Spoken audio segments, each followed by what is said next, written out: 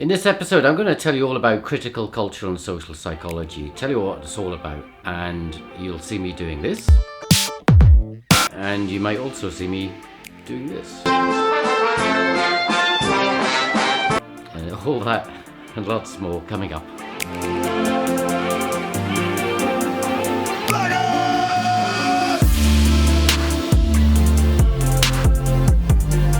Okay, critical, cultural and social psychology. Here's my take on it.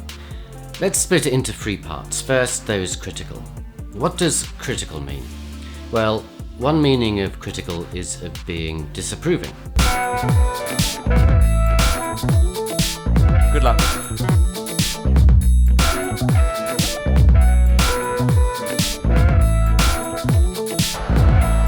Right, Thomas, have you ever got a shirt back from the laundry where it's got too much starch in it? You know, like you literally can't put it on because it's like made of wood? That's what you were like. You were so stiff. This is gonna be a no, I'm sorry. I mean, seriously? Well, no, it's not quite that. So if it's not that, then what is it? What is critical? Well, another way of defining critical is of a way of thinking where you weigh up the pros and cons of an argument. You cite an argument, you cite the counter-argument, then you weigh the argument up against the counter-argument, and you come to a more reasoned argument. What people who use marijuana should be sent to jail. But some people are prescribed marijuana for medical reasons, you know? And people who use marijuana for non-medical reasons should be sent to jail. Yeah, but some people use marijuana to tackle things like anxiety and depression, and if they think those things are like medical conditions, then they're kind of taking it for medical reasons. People should be really careful when they use marijuana that they're not doing illegal stuff. Yeah, well, that sounds fair enough, I suppose. It's kind of analytic, you know? Kind of a clever way of sounding clever. So is critical psychology that? You know, psychology it's more analytic and more reasoned. Well, it's kind of, but no, it's not really that. So what is it then? What am I teasing you for? Well, what it is we're actually talking about a psychology that's informed by what's known as critical theory. This is linked to the work of a bunch of people who sat around philosophizing ways to critique society and culture, especially Anglo-European and US society and culture. Well, I must say that I find the culture of this place dreadfully insipid. Okay, it's not as boring as it sounds, as these societal and cultural critiques were pretty impressive because they undertook an analysis of how social power impacts our lives and how those who have power are able to impose their understanding of the world on those of us who don't have power.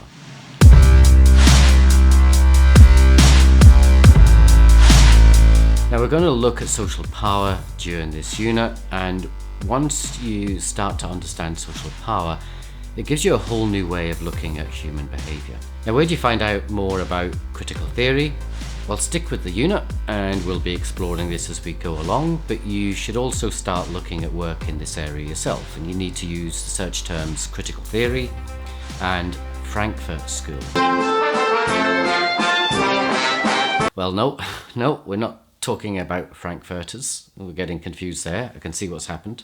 The Frankfurter is a seasoned smoked German sausage that's made of beef and pork. Very tasty unless you're vegetarian, but I'm sure there are vegetarian options available. No, I'm talking about Frankfurt, the German city. That's where the Goethe University is located, and that's where this philosophical movement began. It was located at the Institute for Social Research, the Institut for Sozialforschung. There, nailed it. Now, the Institute was created in 1923 with a focus on psychoanalysis and also on developing Marxist studies in Germany. Now, don't worry, we're not all going to turn into screaming Marxists. That would make Jordan Peterson very angry. All of that's complete bloody nonsense. And you really don't want to make Jordan Peterson angry. Though, to be fair, he does seem to be angry quite a lot of the time. Anyway, we're going to talk about Jordan Peterson later in the unit. And Google him if you haven't heard of him yet, because he's had a lot to say that we're going to have a critical look at. So, that's one area for you to start exploring, the literature to supplement the prescribed text in relation to critical psychology. Now, cultural psychology. What do we mean by that? Do we mean a refined, sophisticated, intellectual psychology that is educated in the arts, highly intellectual? I'm a very, very cultured man. I'll have you know. Well, kind of, but not really. Not really. So, okay, another way of thinking about culture. Do we mean a psychology that has a bacterial growth on it? Well, no. Not really. But, well, some of the harshest critics of this area in psychology might describe it that way. But no, that's not what we mean by culture. Nothing to do with yogurt. No, what we mean is a branch of psychology where mind and culture are seen as inseparable and mutually constitutive, where the self is shaped by culture and where culture is shaped by the self. Now, you're going to get a lot of arguments like that in this unit. You know, the two things that you might consider to be separate and indeed are treated as though they are separate are actually two things that are enmeshed, entangled, in such a way that you can't really unmesh them or disentangle them, and where there's no simple linear causal relationship between one thing and another. You know, the two things we thought were separate things actually turn out just to be one thing. Now, this idea is captured in the distinction between collectivism and individualism. Individualism thinks it's best to think of us all as individuals, as autonomous and independent. And collectivism takes a position that we're best thought of as members of various groups and that we are non-autonomous and we are interdependent on others. And we're going to talk about that more in later videos. Now, mainstream psychology has been seen as reflective of the broader culture found in the US and Western Europe. And these are primarily individualistic cultures. Now, how can you tell an individualistic culture from a collectivist culture? Well, one way of doing it is to have a look at the way that people use insults. In an individualistic culture, where we're first and foremost individuals, to hurt someone's feelings, you insult them. You insult that individual. Now, if you live in a collectivist culture, where we're first and foremost seen as part of a group, there, to hurt someone's feelings, you insult their group. You're an idiot, as opposed to all you psychologists are idiots. Do you get the difference? No offense to anyone there. So keep an eye on how people insult each other, because it can tell you a lot about their culture. Now, because the most dominant version of psychology comes from the US, and this is particularly true for social psychology, it tends to be, psychology and social psychology tend to be very individualistic in their approach. Mainstream psychology sees us as autonomous, independent individuals who can be understood in isolation from others. The idea here is that mainstream psychology has tried to convince you that you can look at people in isolation of their social context. You can strip all of that stuff away and observe their behavior under experimental conditions, in an experimental laboratory. It's almost like observing people under a microscope. Now, social psychology does offer us the chance to adopt the view that we're social beings and that maybe we can't understand anything about us if we strip away that social context, It offers us the chance to look at people through more of a wide-angle lens, taking in all of their surroundings, getting the big picture. There's a nice way of summing this up with a mathematical formula, and don't worry, we're not going to do stats on this unit. Don't panic. But there's this mathematical formula that comes from Kurt Lewin, and the equation means behavior is a function of the person and their environment. And this is a pretty key idea, and one that takes a little while to get your head round.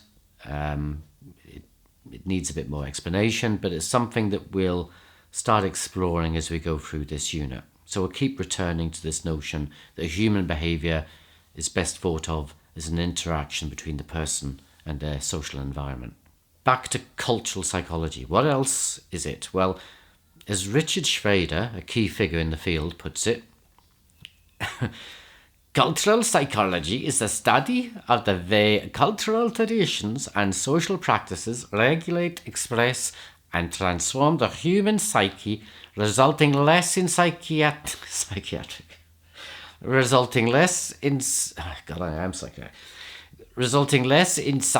unity for humankind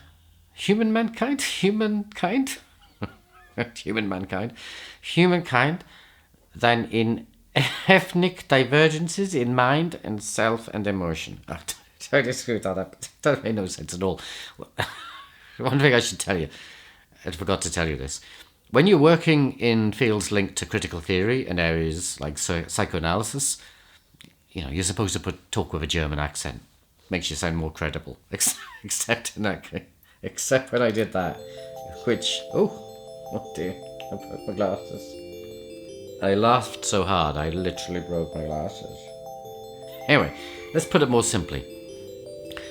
And in my own accent, cultural psychology understands human behavior through a cultural lens. Our behavior and our experience is seen as transformed by culture. Now, the final bit of our unit's title, social psychology. What do we mean by that?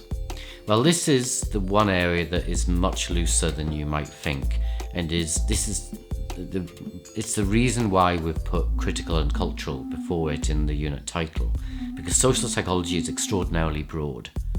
Now, if we didn't focus in on one aspect of it, you'll probably find as you work your way through social psychology that there's lots of contradictions in it, and it's hard to map your way through it.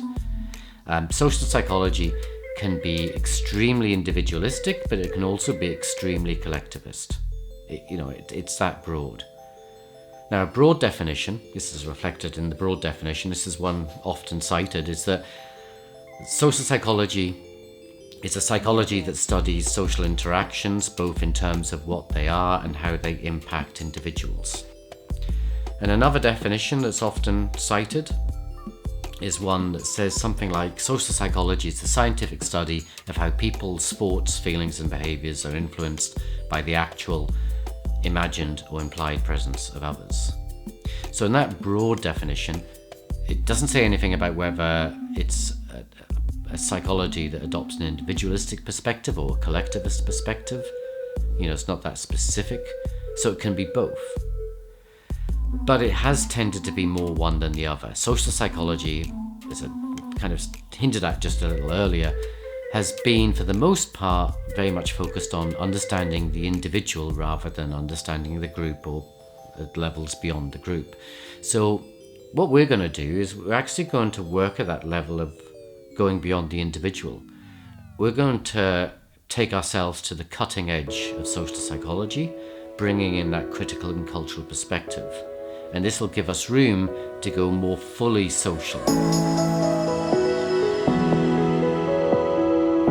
to move beyond the individual and into the group level, the societal level, and so on. Now, I'm going to do this because I want you to be at the forefront of the profession, right at the leading edge, so you have the possibility of reimagining what psychology is and what it should be. Now, finally, what the heck is our logo all about? Well, there's two things going on in the logo. There's the social movements. These little symbols are representing social movements, particularly the disability movements, the psychiatric survivor movement, women's movement, and the LGBTQI movement. Second, there's the context of our lives just now, which is this industrial revolution we're all in, called the Internet of Things. Here we have a dominance of the tech industry and of social media. Now, these two things, social movements and that industrial context of our lives, the technological industrial revolution we're in the middle of. These things are not standalone topics, but so these are not things that we're going to talk about on the unit as such, but it's the context in which we're going to place a lot of our material in the unit. It's going to also provide us some source material for us to flesh out some of the theory that we'll look at into real-world practical examples. So, for example, These social movements will come into play particularly when it comes to our three topic areas, which are mental illness, disability and sexuality, as each of these areas has been shaped by social movements. So we have the psychiatric survivors movement, the disability movement, and the gay rights movement, LGBTQIQ movement. Now, by the way, psychology has historically found itself the wrong side of the civil rights movement, but we can talk about that some more as we make our way through the unit. Now, I want you to start reading our prescribed text and for you to read it before our first tutorial for those of you who are enrolled on the unit. So start off with chapter 1 of the prescribed text. That's usually a good place to start. And here you're getting an overview of social psychology. Now, the first thing you might notice is that the content of the text will not fit seamlessly with these videos that I'm making. There'll be points of friction, and that's because we're focusing on critical and cultural psychology, whereas the text is more broadly just focused on social psychology. Now, the textbook will cover areas that are going to be important for us and useful for us, but it's also going to cover areas that are going to rub up against what we're doing. It's going to give us the opportunity to critique and to critically reflect on the work that's contained in the prescribed text. And those moments of friction, where things don't sit well together, are the things that can help us start off discussions in our tutorials. Now, if you aren't enrolled on the unit and you want to be involved in those discussions, try leaving comments at the bottom of the YouTube channels, and let's see how it goes. I'm hoping that some students who are enrolled in the unit will pick up those comments and kind of respond. So maybe that's a place we can get some discussions going there. And if you are enrolled in the unit, you've got our discussion boards on the Moodle site, so you get discussions rolling along there. Okay, now for the first tutorial, we're just going to let chapter 1 sink in. Recognise it's early days for the unit, so we'll switch to talking about assessment 1 to get you up and ready for that. So, till next time, ta-da.